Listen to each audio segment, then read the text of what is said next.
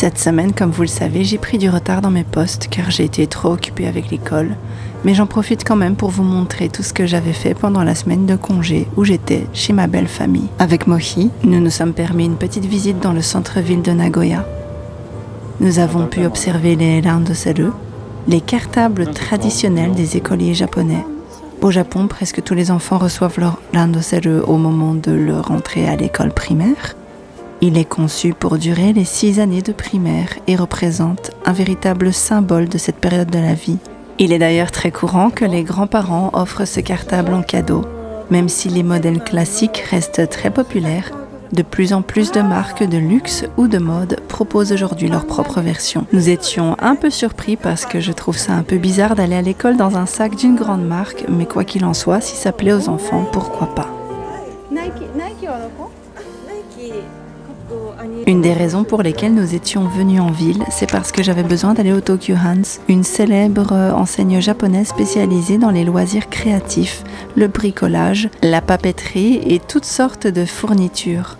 C'est un magasin où beaucoup d'artistes, d'étudiants et de passionnés viennent acheter leur matériel. J'y suis allée pour acheter du matériel pour mon école, car je me suis rendu compte à la dernière minute que j'avais un très gros devoir à rendre. Voilà, en fait, comme je vous l'avais déjà dit, les vacances ne sont pas vraiment des vacances ici, parce qu'ils partent du principe qu'on va utiliser pratiquement tout notre temps pour dessiner, ce qui en soi est logique. Je leur en veux donc pas du tout pour ça, mais nous avons dû courir acheter du matériel. J'ai dû acheter une farde pour y glisser mes feuilles, toute une panoplie de crayons, car je devais réaliser un dessin, un mocha. C'est un exercice très courant dans les écoles d'art japonaises. Il consiste à reproduire fidèlement une illustration existante, non pas en la décalquant, mais en la redessinant entièrement à la main. Le but n'est pas de créer une œuvre originale, mais d'entraîner son regard, son trait et de comprendre les techniques utilisées par d'autres artistes.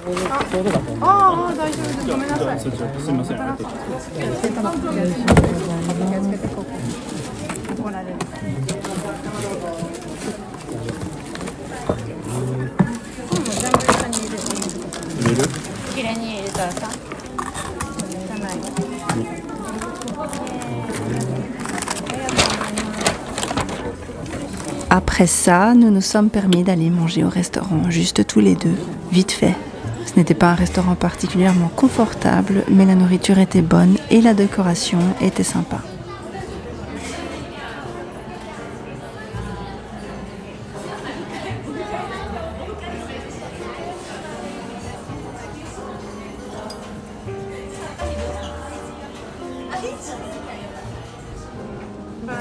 Bon appétit.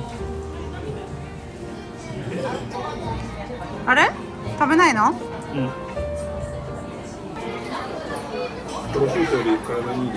？Nous avons continué de faire les courses et j'ai remarqué cette photo d'une petite fille pour une marque de vêtements. Je l'ai filmée parce que ça me fait toujours quelque chose lorsque je vois une certaine catégorie d'enfants métis sur les couvertures des magazines, en sachant qu'il reste une minorité au Japon. Je vous laisse vous faire votre propre avis sur la question.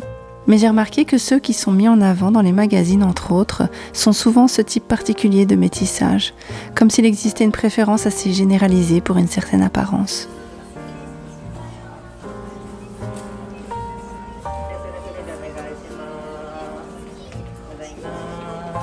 J'aimerais vous parler du partenaire de cette vidéo, CyberGhost VPN. Si vous ne connaissez pas encore, c'est un logiciel et une appli qui vous permet de naviguer sur Internet de manière sécurisée. Et ils ont plus de 15 ans d'expérience dans le domaine de la sécurité et de la vie privée sur Internet. Il y a plus de 38 millions d'utilisateurs et plus de 11 000 serveurs répartis dans le monde. Et ils ont une très bonne note sur Trustpilot, comme vous pouvez le voir, pour éviter de se faire pirater ou d'être victime de sites malveillants. CyberGhost vous permet de masquer votre adresse IP et surtout, ça chiffre vos données. C'est parfait pour surfer anonymement et en toute sécurité, que ce soit depuis chez vous ou depuis un réseau Wi-Fi public dans un café, un restaurant, à l'aéroport ou un hôtel. CyberGhost applique une politique stricte de non-conservation des logs, donc même eux ne savent pas ce que vous faites en ligne. CyberGhost vous permet aussi d'accéder à des sites qui sont bloqués dans votre pays et vous pouvez avoir accès à un autre catalogue sur Netflix, Prime Video ou Disney+, par exemple. Il est ainsi possible de profiter du catalogue américain de Netflix qui est bien plus riche en contenu. Vous pouvez débloquer plus de 35 plateformes de streaming. C'est bien utile pour moi par exemple pour avoir accès à du contenu en français ou en anglais depuis le Japon. CyberGhost VPN fonctionne sur tous les systèmes d'exploitation. macOS, Windows, Android, iOS, les Smart TV, consoles de jeux et Linux. De plus, c'est vraiment facile à utiliser. Vous sélectionnez le lieu que vous désirez et voilà, vous êtes connecté. Ce qui est également très sympa, c'est qu'avec un seul abonnement, vous pouvez connecter cet appareil en même temps. C'est super pour faire profiter du VPN à votre famille. Si vous êtes intéressé par CyberGhost VPN, grâce à mon lien dans la description, vous avez une réduction de 83%, soit un tarif de 2,03 € par mois, plus 4 mois offerts. Il y a aussi une garantie de 45 jours satisfait ou remboursé, ce qui est parfait pour tester le VPN sans risque. Une fois rentrée chez mes beaux-parents, j'ai dû commencer mon travail. Il faut savoir que j'ai passé toute la nuit dessus, mais Mohi m'a accompagnée dans cette expérience, la plus grande partie de l'expérience en tout cas. Il est quand même allé se coucher un peu plus tôt. Vous savez, cette semaine, je vais profiter de ces images pour vous expliquer pourquoi j'avais fait une story un peu déprimante la semaine passée et pourquoi je n'avais pas posté tellement j'étais déprimée. Je ne sais pas si vous comprendrez, je ne sais pas si vous compatirez, mais je pense que je vous dois un minimum d'explications. Pendant un mois, j'ai dû travailler seule sur un petit dessin animé qu'il fallait rendre pour le Gakko Insai de mon école. Le Gakko Insai, c'est la fête de l'école. Au Japon, beaucoup d'établissements organisent chaque année ce festival pendant lequel les élèves présentent leurs travaux, montent des spectacles, ouvrent des cafés temporaires ou exposent leurs créations. C'est un événement très attendu autant par les élèves que par leurs familles et les visiteurs. Le dessin animé est destiné à être montré avec tous les autres dessins animés des premières années. J'étais donc très contente de pouvoir participer. J'ai vraiment mis toute mon énergie et tout mon amour dans ce dessin animé. J'ai travaillé tous les jours dessus pendant un mois. Il représentait Momo et moi. Dans une version un peu plus romancée de notre histoire, nous partions en voyage en quittant la Belgique et Momo était triste de quitter la famille. Mais dans le dessin animé, nous vivions une espèce d'aventure. L'avion se transformait en baleine grâce à un personnage un peu magique qui voulait que nous allions sauver sa sœur, ensevelie sous les roches au fond de l'océan. C'était une vision un peu romanesque d'une petite aventure que j'avais envie de raconter. J'ai donc mis tout mon amour et toute mon énergie pendant un mois entier. Il faut savoir aussi que j'étais la seule à avoir terminé mon dessin animé dans les temps et à avoir rendu un projet complet, même s'il comportait évidemment énormément de lacunes et d'erreurs d'animation. Pour moi, ce qui comptait, c'était d'aller jusqu'au bout et surtout de l'avoir réalisé aux côtés de Momo et de Mohi, qui m'ont accompagnée tout au long de cette expérience. J'en étais vraiment très très fière. Et j'en étais tellement fière d'ailleurs que le jour du Gakko Insai, le samedi, Mohi, Momo et moi avons fait toute la route jusqu'à mon école. Il faut savoir que c'est assez loin. En arrivant devant l'endroit où les dessins animés étaient diffusés, j'ai attendu environ 1 heure à 1 heure et demie que le mien passe.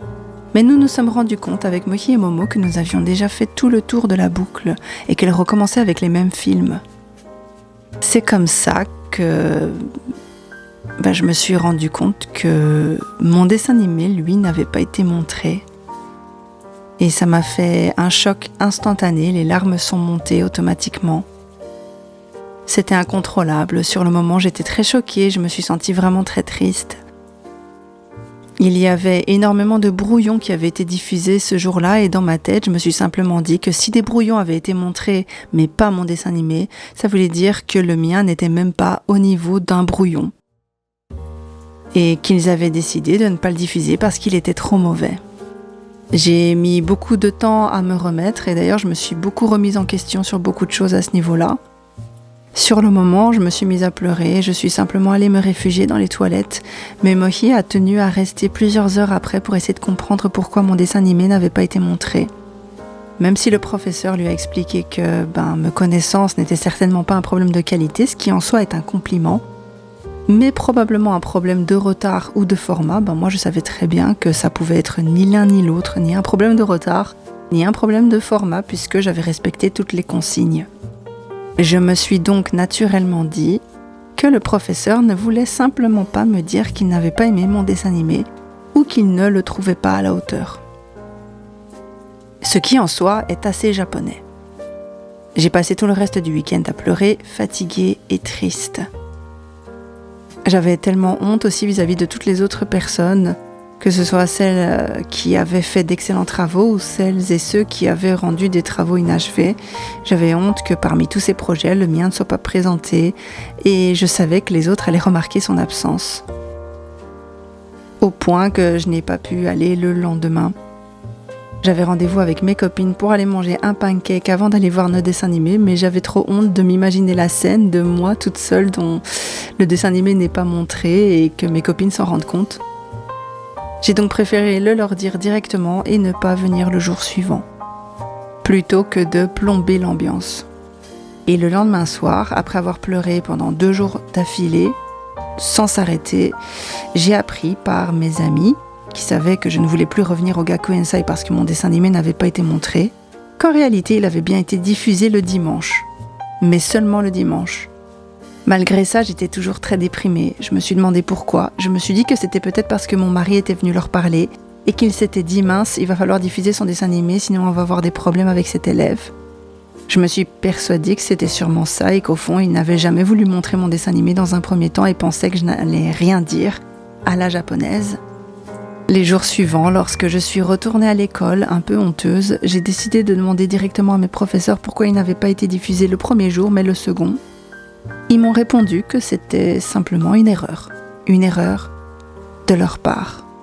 Et au final, je n'aurais sans doute jamais vraiment la réponse. On ne m'a pas expliqué de quelle erreur il s'agissait, ni pourquoi elle s'était produite, ni comment, ni qui en était chargé de ce problème-là. Je dois vous avouer que cette expérience m'a vraiment chamboulée. Elle a remis en question beaucoup de choses dans mon esprit qui a déjà tendance à partir facilement en spirale, comme vous le savez. Voilà donc, je vous présente mes excuses de ne pas avoir posté la semaine passée. Je vais essayer de ne plus me laisser autant affecter par ce genre d'événements et de continuer à poster régulièrement, même si je pense que mon rythme de publication devra probablement changer.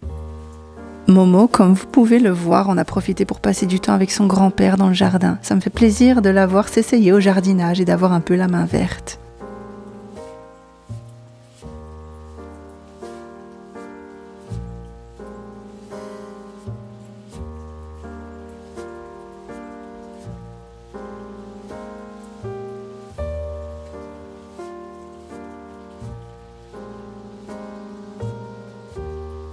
Nous nous sommes ensuite rendus dans un centre commercial pour que Momo puisse interagir avec d'autres enfants.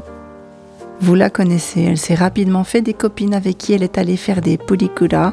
Ce sont des cabines photos très populaires au Japon. Je suis pratiquement sûre que vous connaissez. On y prend des photos entre amis, puis on peut les décorer avec des autocollants, des dessins, des effets et des textes. On peut rajouter des effets de texte avant de les imprimer sous forme de petites vignettes souvenirs.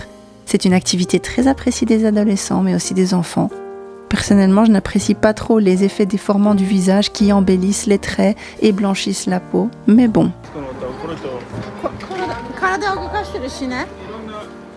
Évidemment, elle en a aussi profité pour échanger des shiru avec son shirucho. Maintenant, vous savez ce que c'est.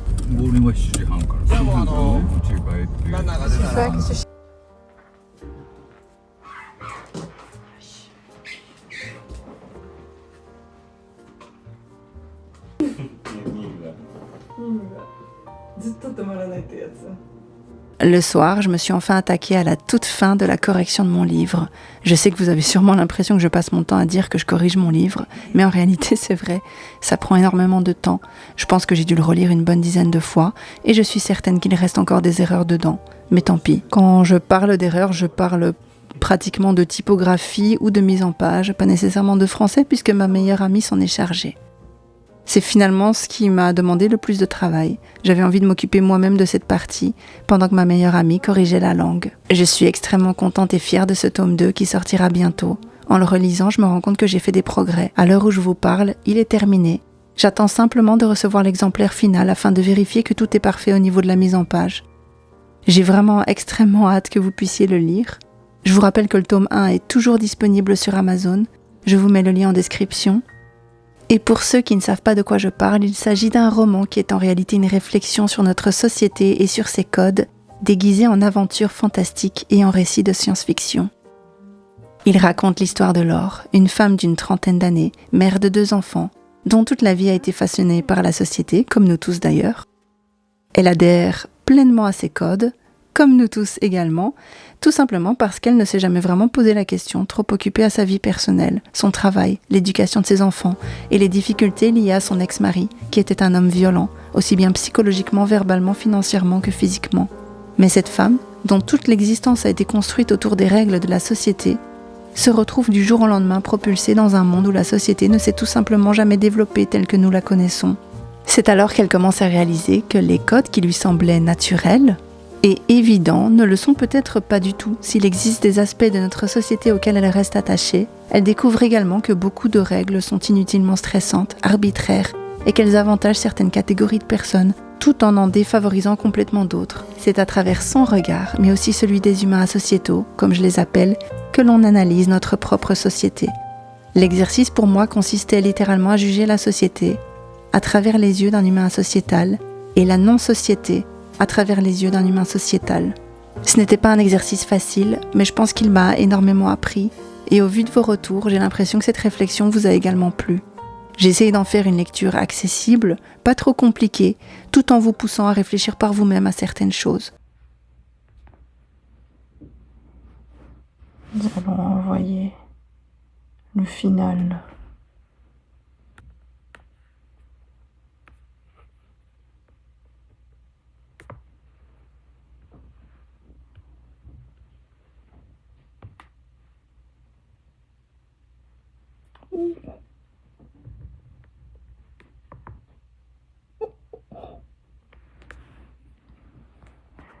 Envoyez à Bruno, oui.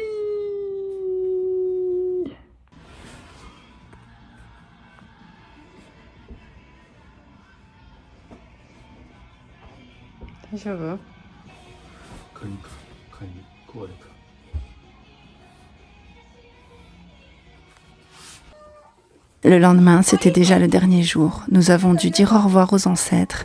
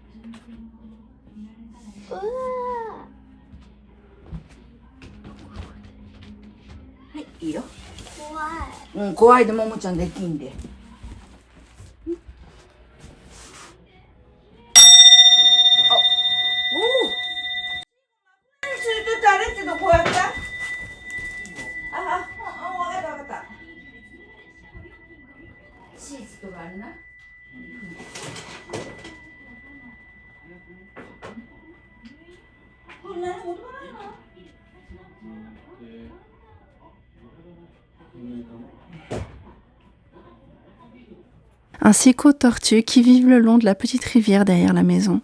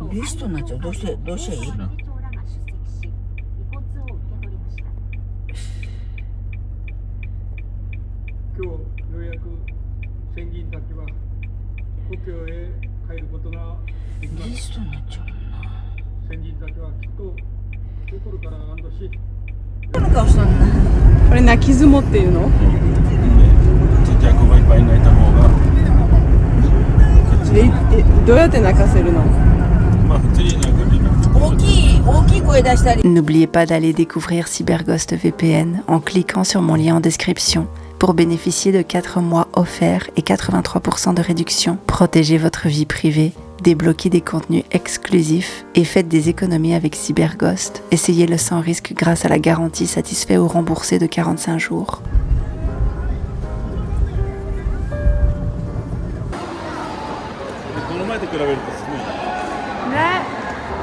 まだ帰らないからみんな。À la gare, je tombe sur une immense photo d'Angèle, une fierté nationale bien sûr. Je n'ai évidemment pas manqué de rappeler à Momo qu'Angèle est belge.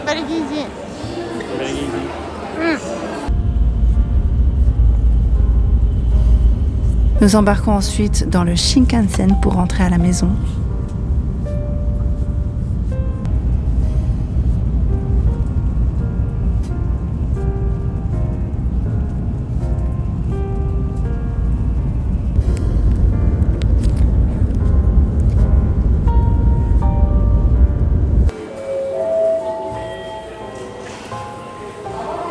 Le trajet du retour s'est fait en green car.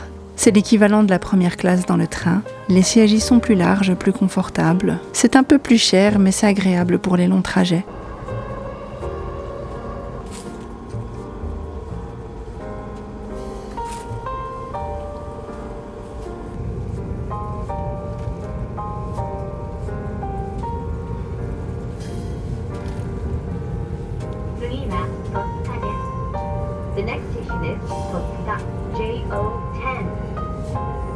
Mais voilà comment s'est déroulée ma semaine. J'espère que cette vidéo vous a plu. N'hésitez pas à vous abonner en activant la cloche. Et je pense aussi que c'est l'occasion idéale de vous procurer le tome 1 de Sable et de sang, si vous ne l'avez pas encore lu, étant donné que la sortie du tome 2 approche à grands pas. Encore merci du soutien.